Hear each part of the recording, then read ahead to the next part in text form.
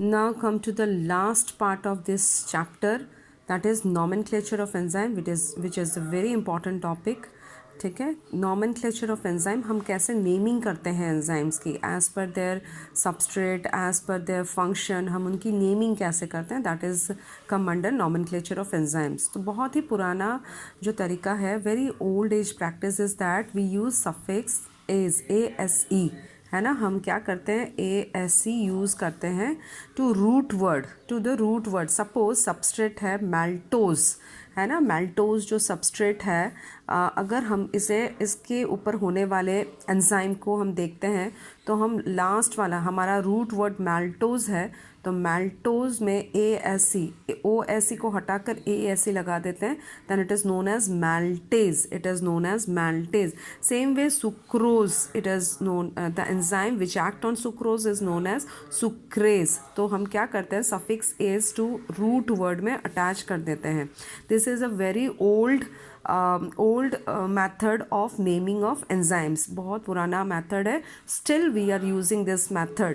उसके बाद एक और method आया, that is naming from source, है ना. हम उसके सोर्स से उसका नेमिंग करते हैं. से फॉर एग्जाम्पल ब्रोमालिन, ठीक है. तो हम इसमें क्या लगाते हैं, इसका जो सोर्स है उसका क्लास है Bromeliaceae, it is present in the pineapple, तो हम इसे ब्रोमेलिसिया, ये सोर्स है, इसमें से ये ब्रोमालिन नाम लिया गया. ठीक है.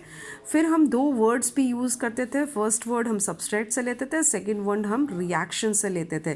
For example pyruvate D carboxylase, है ना. रिएक्शन डी कार्बोक्सिलेज यानी कि कार्बन डाइऑक्साइड को रिमूव किया गया है, और जो उसका सबस्ट्रेट था वो है पायरोविक एसिड, तो हमने इसमें से नाम ले लिया पायरोवेट डी कार्बोक्सिलेज. ठीक है. The most accepted international method of nomenclature of enzyme is IUB, International Union of Biochemistry.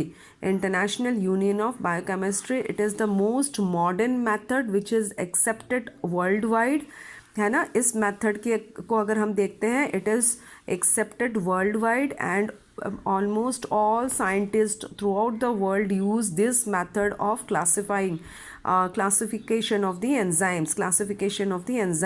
And as per this method, the enzymes are classified into 6 classes. ठीक है. इसमें हम लोग नंबर्स दे देते हैं, एंड एज पर this IUB the enzymes are classified into 6 classes which is based on the type of reaction they performed. Classes देखते हैं. then class 1 is oxidoreductase. नाम खुद ही बता रहा है कि which type of reaction it shows, that is oxidation reduction. Transferase, it transfers something from one place to another. Hydrolysis is the third class. Lysis is the fourth one. Fifth one is isomerase, and sixth one is the ligase. These are the 6 classes under which the enzymes are classified. हम इसके साथ examples भी देखेंगे next video पर.